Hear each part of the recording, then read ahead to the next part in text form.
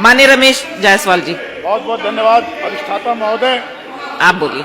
Thank you ji sir, आप बोलिए। माननीय सदस्य माननीय जायसवाल जी, आप बोलिए। अधिष्ठाता महोदय जी जी आप बोलिए, आपकी आवाज आ जाएगी। राज्यपाल प्लीज आप बैठ जाइए, आपका समय हो गया।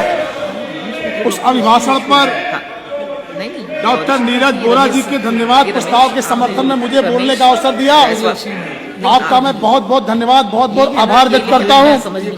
मैं आप यह सरकार लगातार उत्तर प्रदेश के अंदर विकास को के गगनचुंबी को छू रही है। मैं उस पर विस्तार से चर्चा करूं उससे पहले मां भारती के चरणों में नमन करना चाहता हूं, जिनकी सेवा भाव से के लिए राजनीतिक और सामाजिक जीवन का चयन हमने किया। मैं भारतीय जनता पार्टी के राष्ट्रीय नेतृत्व को, प्रदेश नेतृत्व को, माननीय प्रधानमंत्री जी को, माननीय मुख्यमंत्री जी को, अपने सभी क्षेत्र की देवतुल्य जनता को आभार व्यक्त करना चाहता हूं कि उनके आशीर्वाद से मुझे सदन का हिस्सा बनने का अवसर मिला। मैं आपको कहना चाहता हूं कि माननीय मुख्यमंत्री जी ने जितने अदम्य उत्साह के साथ कुंभ का आयोजन किया, माननीय प्रधानमंत्री जी के आशीर्वाद से वो कुंभ सफल रहा। पूरा भारत ही नहीं, पूरा का पूरा विश्व कुंभ में अपनी आस्था से पूरे कुंभ को जो कुंभ में जुड़ा, और उसका परिणाम था कि 57 करोड़ लोग कुंभ में स्नान करके अपने जीवन को धन्य करने का काम किया लोगों ने। मैं राज्यपाल महोदया के उस अभिभाषण को हम सारे लोगों ने सुना। सुनने के बाद सभी लोगों ने अपने जीवन में उसको आत्मसात भी किया कि उत्तर प्रदेश के अंदर जिस तेजी के साथ योगी जी की सरकार विकास कार्यों के साथ अपने को जोड़ के रख के जनता का आशीर्वाद प्राप्त कर रही है, वो अभूतपूर्व था। मैं आपको कहना चाहता हूं कि मेरे क्षेत्र के अंदर तमाम लोग, ऐसे लोग हजारों हजार की संख्या में कुंभ में गए और उन्होंने कुंभ से आने के बाद कुंभ की तारीफ की, वहां की व्यवस्था की तारीफ की। मैं अपने क्षेत्र की जनता की तरफ से बहुत बहुत साधुवाद, बहुत बहुत अभिनंदन माननीय प्रधानमंत्री जी, माननीय मुख्यमंत्री जी का करना चाहता हूं। साथ ही साथ उत्तर प्रदेश के सदन के माध्यम से दिल्ली के लोकप्रिय कार्यकर्ता के रूप में काम कर रही रेखा गुप्ता जी को भी बहुत बहुत शुभकामनाएं, बधाई देना चाहता हूं। दिल्ली के मुख्यमंत्री बनने पर सौभाग्य से उस शालीमार बाग में पार्टी के आदेश पर मुझे जाने का अवसर मिला था और वहां रिकॉर्ड मतों से शालीमार बाग में रेखा गुप्ता ने जीत दर्ज करके एक महिला कार्यकर्ता, एक महिला वैश्य परिवार की वो बहन बेटी, जिसे भारतीय जनता पार्टी ने मुख्यमंत्री बनाकर पूरे के पूरे देश के अंदर एक संदेश देने का काम किया। मैं आपको निवेदन के साथ कहना चाहता हूं, उत्तर प्रदेश के इस सरकार के आशीर्वाद से, प्रदेश के ऐसे मुख्यमंत्री जी के आशीर्वाद से मेरे विधानसभा में विकास की गंगा बह रही है। मेरे विधानसभा क्षेत्र के अंदर 197 करोड़ 40 लाख रुपए से गोदना मोड़ से लेके बबरी लेवा एलिया तक ये 4 लेन सड़क बन रही है। हमारे क्षेत्र के अंदर पड़ाव से रामनगर तक 150 करोड़ रुपए की सड़क बन रही है। हमारे क्षेत्र से लेकर आपका बलुआ की तरफ जाने वाली सड़क भी लगभग 500 करोड़ से बन रही है।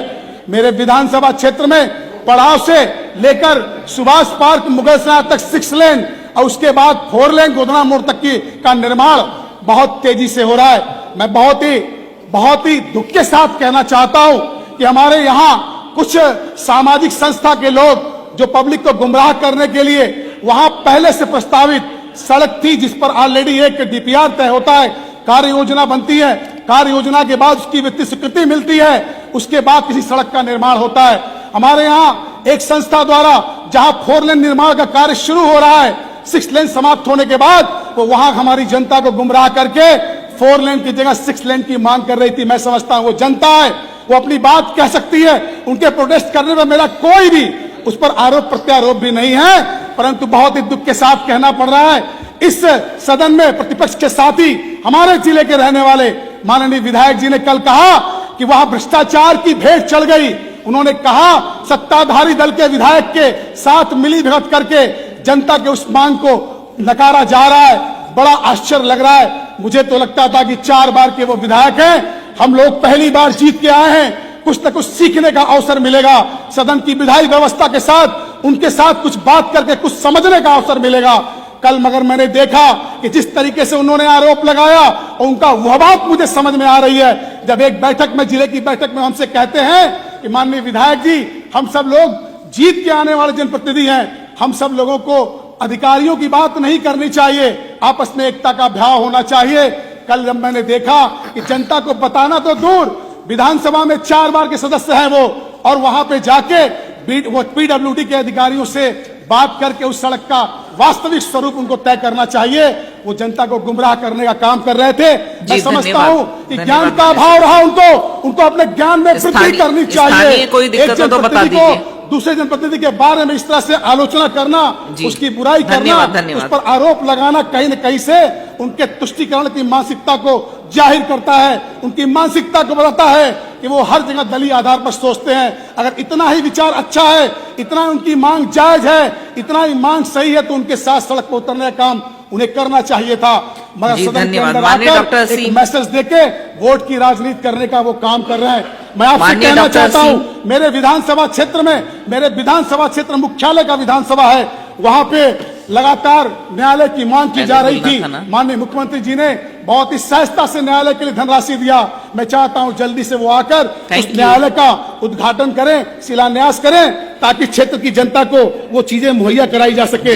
हमारे यहाँ महोदय, मुझे मेरा समय लोगों ने ले लिया, मुझे समराइज कर रहा हूं, तुरंत 2 मिनट मौका दीजिए। मेरे यहाँ बस डिपो की स्वीकृति हुई है। मैं मांग करता हूं कि तत्काल उस जमीन पर भूमि पूजन करा के बस डिपो का निर्माण का शुरुआत कराया जाए। हमारे क्षेत्र की जनता जो मुख्यालय पर हमारा जो नगर पंचायत है, पूरे के पूरे जिले में किसी मुख्यालय पर नगर पंचायत नहीं है। माननीय डॉक्टर सिंह, मैं आपके माध्यम आप लिख के दे दीजिएगा, बाकी कि आप वहां पर नगर पालिका निर्माण कराएं। पंडित दीनदयाल बस 1 मिनट मैडम, पंडित दीनदयाल उपाध्याय नगर पालिका परिषद क्षेत्र है, जहां का लगातार विस्तार हो रहा है। मैं चाहता हूं अलग से धनराशि मुहैया कराकर नगर पालिका क्षेत्र का विकास।